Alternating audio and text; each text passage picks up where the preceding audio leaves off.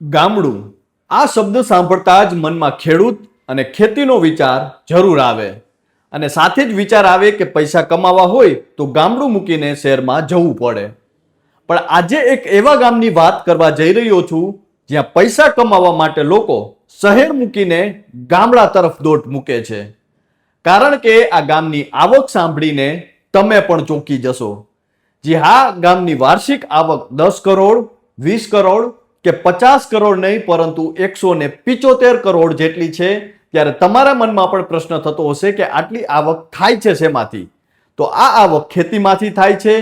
ગામડાની શાંતિ અને લક્ઝરી જીવન જીવતા ખેડૂતોના આ ગામની એવી તો અનેક ખાસિયતો છે જેના વિશે સાંભળીને તમે પણ આશ્ચર્યચકિત થઈ જશો. નમસ્કાર, આપની સાથે હું છું કૃપાલસિંહ જાડેજા અને આજે આ કરોડપતિ ગામ વિશે વિગતે વાત કરીએ. વાત ગુજરાતી પર. આમ તો આજકાલ તમે કોઈ ગામડામાં જઈને જુઓ તો તમને ત્યાં દેખાશે અનેક કાટ ખાઈ રહેલા તાળા મારેલી બંધ ખડકીઓ, સુમસામ સડકો, વેરાન પાદરો, ઉજ્જડ સીમાડાઓ અને ભૂતકાળની જાહો જલાલીના જોરે જીવન જીવતા વડીલોના ખાલીપાનું દ્રશ્ય. કારણ કે ગામડાઓ હવે સતત ખાલી થઈ રહ્યા છે અને શહેરો ભરાઈ રહ્યા છે. આજના યુવાનો હવે સતત ખેતીથી દૂર થઈ રહ્યા છે અને તેનું કારણ છે અનિશ્ચિત આવક. પરંતુ શું તમે માની શકો છો કે ખેતીમાંથી પણ કરોડોની આવક થઈ શકે? શું તમે વિચારી શકો છો કે કોઈ ગામની વાર્ષિક આવક 175 કરોડ જેટલી હોઈ શકે? અને ગામડાની નિતાંત શાંતિ અને ત્યાં લક્ઝરી જીવન જીવતા ખેડૂતો હોય તો? જી હા, આ કોઈ કાલ્પનિક ફિલ્મના દ્રશ્યો નથી પરંતુ દેશના એક કરોડપતિ ગામની હકીકત છે. જો વિગતે વાત કરીએ તો દેશની રાજધાની દિલ્હીથી લગભગ 300 કિલોમીટર જેટલા દૂર મડાવગ નામનું આ ગામ આવેલું છે. એક એવું ગામ જે તમારી કલ્પના બહાર હોય. જી હા, કારણ કે આ ગામના લોકો ગરીબ નથી પરંતુ કરોડપતિ છે. તેઓ ઝૂંપડીમાં કે કાચા મકાનમાં નહીં પરંતુ વૈભવી બંગલામાં રહે છે. અને આ ગામના ખેડૂતોની જીવનશૈલી સામાન્ય નહીં પરંતુ ખેડૂતો લક્ઝરી જીવનશૈલી જીવી રહ્યા છે. એશિયાના સૌથી ધનિક ગામોમાંનું એક મડાવગ નામનું આ ગામ માત્ર ભારતમાં જ નહીં પરંતુ એશિયાના સૌથી ધનિક ગામોમાંનું એક ગામ માનવામાં આવે છે.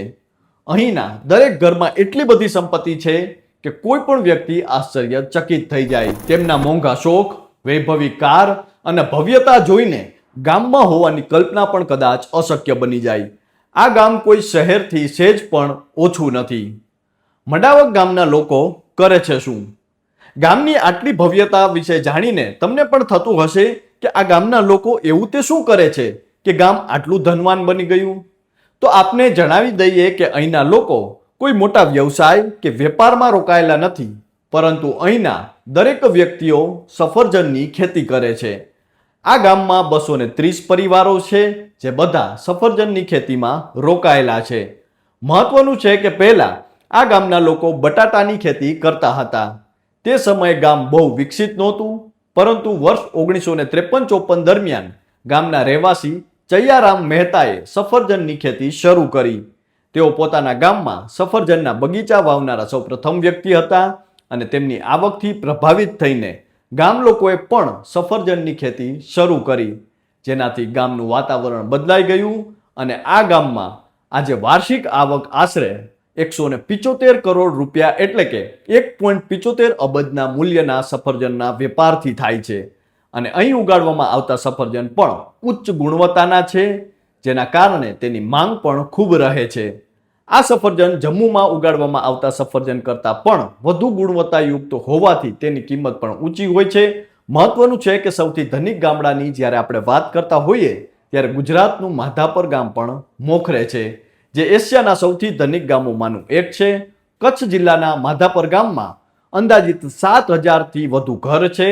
આ ગામના 65%થી વધુ લોકો NRI છે અને ગામનો મુખ્ય વ્યવસાય ખેતી છે. માધાપર ગામમાં 17 જેટલી બેંકો છે અને આ તમામ બેંકોમાં અંદાજિત 90,000 લોકોના કુલ 5,000 કરોડ જેટલા રૂપિયાની ડિપોઝિટ છે. આ બેંકમાં જેના પણ ખાતા છે તે અમેરિકા, બ્રિટન સહિત વિશ્વના ખૂણે ખૂણે વસવાટ કરે છે. માત્ર બેંકના કારણે જ નહીં પરંતુ આ ગામનો અસબાબ પણ જોવાલાયક છે. શાળા, તળાવો, કોલેજ સાથે જ તાલુકા કે શહેરોમાં પણ જોવા ન મળે તેવી હરિયાળી. ત્યારે થાય કે આવું થયું કઈ રીતે? તો તો અહીંના મોટા ભાગના લોકો એનઆરઆઈ છે. તેમણે પ્રગતિ કરી પણ પોતાના ગામને ન ભૂલ્યા. ગામના વિકાસમાં તેમણે પોતાનો અમૂલ્ય ફાળો આપ્યો. અને આ કંઈ આજકાલની વાત નથી, પરંતુ વર્ષ 1968માં લંડનમાં માધાપર વિલેજ એસોસિએશન નામની સંસ્થાની સ્થાપના કરવામાં આવી હતી, જેનો મુખ્ય હેતુ વિદેશમાં ગામની છબી સુધારવાનો અને લોકોને જોડવાનો હતો. આમ આજકાલ જ્યારે ગામડાઓ ખાલી થઈ રહ્યા છે અને લોકો શહેરો તરફ દોટ મૂકી રહ્યા છે, ત્યારે આ મડાવગ અને માધાપર જેવા ગામો પણ એક ઉત્તમ ઉદાહરણ બની રહ્યા છે કે ગામડાની શાંતિ અને સુવિધાનો જો સમન્વય હોય ત્યારે જીવન કદાચ સ્વર્ગ જેવું બની જતું હોય છે. માણસ જ્યારે પોતાની માટીને સોનું માનીને માથે ચડાવે અને એ મુજબની મહેનત કરે ત્યારે ખરેખર માટી સોનું બની જતી હોય છે.